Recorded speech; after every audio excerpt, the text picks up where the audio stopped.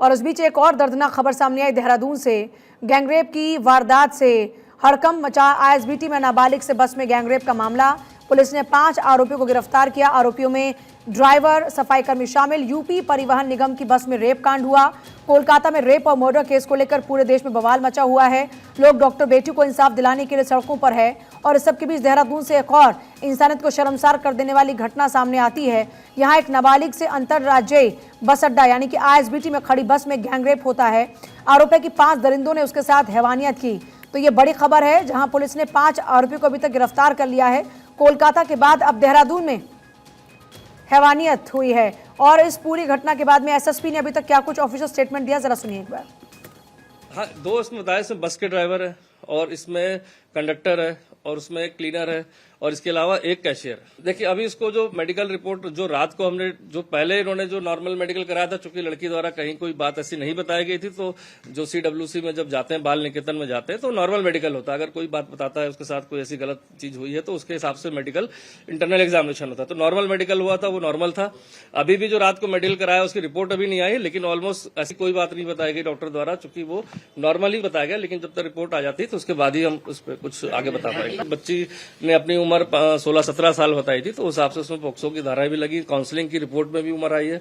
अभी बहुत ज्यादा, जैसे मैंने बताया कि थोड़ा सा मेंटली चैलेंज, जैसा परिवार वालों से बात हुई तो पता चला कि इस टाइप की है, तो बहुत ज्यादा स्पष्ट नहीं है। लेकिन उनसे भी हमने उम्र पूछ ली थी, उनके द्वारा भी ऐसी बताया गया कि 16-17 साल की इसकी उम्र है। तो एक बार पेरेंट्स आ जाते हैं, उनके साथ जो उनके मौजूद लोग हैं वहां से, उनको भी बुला लिया है, तो और ज्यादा चीजें स्पष्ट हो पाएंगी। गार्ड जो वहां ड्यूटी पे था, उसी की अलर्टनेस थी कि उसने 1098 पर इन्फॉर्म किया। अगर वो गार्ड वहां इन्फॉर्मेशन नहीं देता तो चूंकि वो लड़की बस से, जैसा भी पता चला, वो पटियाला की बस से जाने वाली थी और इसीलिए वहां पर वेट कर रही थी। तो गार्ड की नजर पड़ना वहां पर एक अच्छी बात थी। उनके द्वारा 1098 पे बताया गया। सारे कैमरे चल रहे थे, करीब करीब हमारे पास सारी फुटेजेस आ गई है शुरू से लेकर अंत तक, जिसमें जो विक्टिम है उसका मूवमेंट हो, चाहे ये संदिग्ध व्यक्ति उनका मूवमेंट हो, बच्ची जो घटना के बाद जहां बैठी रही वहां क्या बात चल रही थी, दुकानदार का पता चल गया, उसके द्वारा भी हमने बयान ले लिए। तो ऑलमोस्ट देखा जाए तो सीसीटीवी कवरेज का एक बहुत बड़ा इसमें बेनिफिट है। और मेरे साथ मेरे सहयोगी इस वक्त जुड़ रहे हैं हरीश। अपराधी गिरफ्तार हुए हैं। खबर है कि कई खुलासे भी अब तक हो चुके हैं। कौन वो लोग थे जिन्होंने इस वारदात को अंजाम दिया? पूजा, देखिए, इसमें सबसे पहले अपडेट में ये बताना चाहता हूं कि ये यूपी परिवहन निगम की बस नहीं है जिसमें दरिंदगी हुई है, ये बल्कि उत्तराखंड परिवहन निगम की बस है, जिसमें एक नाबालिग बच्ची के साथ जो है 5 लोगों ने दरिंदगी की है। इस घटना से पूरे उत्तराखंड में हड़कंप मचा हुआ है। साथ ही साथ अभी एसएसपी ने भी बताया कि जो आईएसबीटी के पास मौजूद गार्ड था, उसकी अलर्टनेस की वजह से ये पूरे मामले का खुलासा हुआ। चाइल्ड हेल्पलाइन नंबर को यदि गार्ड फोन नहीं करता तो इस घटना का दूसरा पहलू देखा जा सकता था, ऐसा अनुमान लगाया जा रहा है। लेकिन अब जिस बस में रेप की घटना हुई है, उस बस के पास हम खड़े हैं। मैं कैमरा सहयोगी निशान से कहूंगा कि ये दिखाएं। ये उत्तराखंड परिवहन निगम की बस है, जिस बस में 5 दरिंदों ने नाबालिग को अपना शिकार बनाया, हवस का शिकार बनाया। साथ ही साथ एक और बस है जो उत्तराखंड परिवहन निगम की बस है, उसको भी पुलिस ने एहतियात के तौर पर जो है यहाँ पर सील कर दिया है। यानी कि 2 बस उत्तराखंड पुलिस ने यहाँ पर अपने कब्जे में लिए, उसको सील कर दिया गया है। तो अभी भी जो चाइल्ड हेल्पलाइन है, उनके सुपुर्दगी में बच्ची मौजूद है, उनका मेडिकल किया जा रहा है।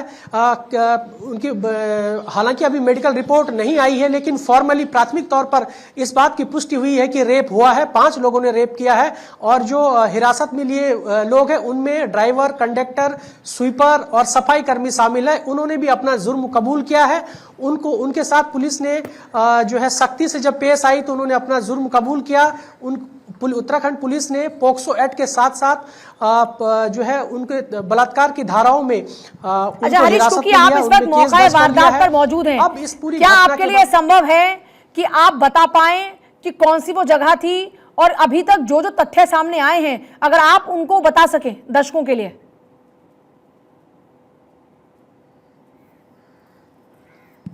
पूजा, देखिए, सबसे पहले 13 अगस्त की ये घटना बताई जा रही है और कश्मीरी गेट से जो नाबालिग लड़की है वो देहरादून के लिए चलती है। क्या ये वही पीछे बस है आपके जिसमें वारदात को अंजाम दिया गया था? क्या वो बस आपके आसपास में है? बिल्कुल पूजा, मैं चाहूंगी कि जरा बिल्कुल दिखाएं पूजा, आप एक ये बार। वही बस है जिस बस में घटना को अंजाम दिया गया है। 5 लोगों ने बारी बारी करके जो है दरिंदगी की है, हैवानियत को शर्मसार किया है, और जिनमें ड्राइवर, कंडक्टर, क्लीनर और सफाई कर्मी शामिल है। ये वही बस है पूजा जिस बस में घटना को अंजाम दिया गया है। 13 अगस्त की रात को ये वही बस है जो आईएसबीटी में मौजूद थी, जिस बस में घटना को अंजाम दिया गया है। अब पुलिस ने इसमें जो है कार्रवाई की है, बड़ी कार्रवाई की है, 5 लोगों को गिरफ्तार किया। सबसे महत्वपूर्ण बात यह है पूजा की, यदि चाइल्ड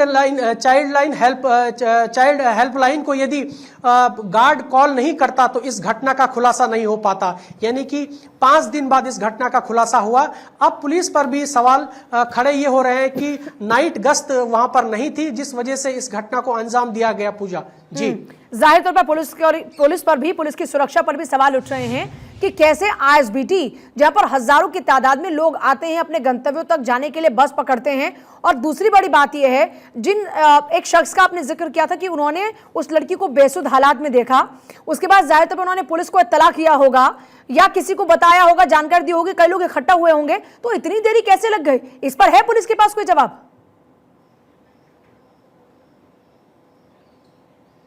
बिल्कुल बिल्कुल पूजा, देखिए पुलिस इन सभी पहलुओं की जांच कर रही है, और पुलिस इस बात का जिक्र कर रही है कि गार्ड की अलर्टनेस से गार्ड जो आईएसबीटी के पास मौजूद था, जब वो बेसुध हालत में वहां पड़ी हुई थी, तो गार्ड ने नाबालिग समझ के चाइल्ड हेल्पलाइन को कॉल करके वहां उनको इंफॉर्मेशन दी, और चाइल्ड हेल्पलाइन की टीम मौके पर आई। उन्होंने सबसे पहले नाबालिग बच्ची को अस्पताल ले गए, उसको मेडिकल करवाया। उसके बाद 14 अगस्त को नाबालिग का मेडिकल करवा करके पुलिस को इस सारी घटनाएं बताई, और ये इस बात का जिक्र किया गया कि लड़की के साथ रेप हुआ है। लड़की से पूछा गया, हालांकि ये भी बताया जा रहा है कि लड़की मानसिक रूप से अस्वस्थ है और वो उत्तर प्रदेश के मुरादाबाद की रहने वाली है। पहले ये बताया जा रहा था कि लड़की पंजाब की है, ये भी पुष्ट हो गया है कि अब लड़की मुरादाबाद की रहने वाली है, मानसिक रूप से अस्वस्थ है। उसके परिजनों को सूचना दे दी गई है। ये भी पता चल पाया है कि लड़की मानसिक रूप से अस्वस्थ होने के चलते 2 से 3 बार घर से जो है चली जाती है। इस वजह से उसके साथ लगातार ऐसे भी इस तरह की घटना हुई है। और सबसे महत्वपूर्ण बात यह है पूजा की, आईएसबीटी से लोग आते जाते रहते हैं, दिल्ली तमाम अलग अलग राज्यों के लिए निकलते हैं। जो आपने जिक्र किया कि इस तरह की घटना हुई है, तो क्या वो निकल कर आई, आप उस घटना का जिक्र करें, या फिर इससे पहले भी उसके साथ में इस तरह का सलूक हो चुका है, ये अपराध हो चुका है? जी जी पूजा, देखिए पुलिस ये अनुमान लगा रही है कि पहले भी पुलिस ने अपनी प्रेस कॉन्फ्रेंस में बताया, बाकायदा एसएसपी अजय सिंह ने, कि इससे पहले भी उसके साथ 2 से 3 बार इस तरह की घटना हुई है। इन तमाम पहलुओं पर पुलिस जांच कर रही है, और फिलहाल जो अपराधी हैं, जो आरोपी हैं, उनको पुलिस ने गिरफ्त में ले लिया है। उनको पॉक्सो एक्ट और जो संबंधित धाराएं हैं, उन धाराओं में उनको कल जो है न्यायालय में पेश किया जाएगा। उसके बाद उनको जेल भेज दिया जाएगा। तो ये इस पूरी घटना पर पूजा जो है जो बाल आयोग है और महिला आयोग है, उन्होंने संज्ञान लिया है, और वो पुलिस को इस बात के निर्देश दिए हैं कि पुलिस की कार्रवाई पर पैनी नजर आयोग की तरफ से रहेगी। किसी भी अब एक बड़ा सवाल ये होता है कि 13 तारीख को, जैसा आपने जिक्र किया कि 13 तारीख को ये पूरी घटना घटती है, तो 13 तारीख को अगर बेटी घर से निकली है तो जाहिर तौर पर 24 घंटे बाद तो पुलिस भी एक्शन लेना शुरू कर देती है या फिर पता लगाती है। तो यूपी में अगर इसकी कोई कंप्लेंट हुई हो, इस बारे में कोई जानकारी निकल कर सामने आई है कि परिवार ने इत्तला किया हो पुलिस को, और वहां से भी कुछ इस एंगल से अभी तक जानकारी शुरू हुई हो? पूजा, देखिए लड़की मानसिक रूप से अस्वस्थ है, और ये बोलने में वो सक्षम नहीं है कि वो ये कभी वो अपने आप को पंजाब की बताती है, कभी यूपी की बताती है। लेकिन अब इस बात की पुष्टि हो गई है कि लड़की मुरादाबाद की रहने वाली है, और उसके परिजनों को इस बात की सूचना दे दी गई है कि वो लड़की देहरादून में है, और वो दिल्ली कैसे पहुंची, दिल्ली से देहरादून में कब बैठी। हालांकि इस बात की भी पता चल पाया है कि जो लड़की है कश्मीरी गेट से 13 अगस्त जो है 4:30 बजे कश्मीरी गेट के पास थी। ड्राइवर से वो मिली और ड्राइवर से बात की, ड्राइवर ने उसको कॉन्फिडेंस में लिया, और जैसे ही 10:30 बजे वो देहरादून पहुंची। तो 5 आरोपी अभी पुलिस की गिरफ्त में है, जिनसे पूछताछ लगातार की जाएगी।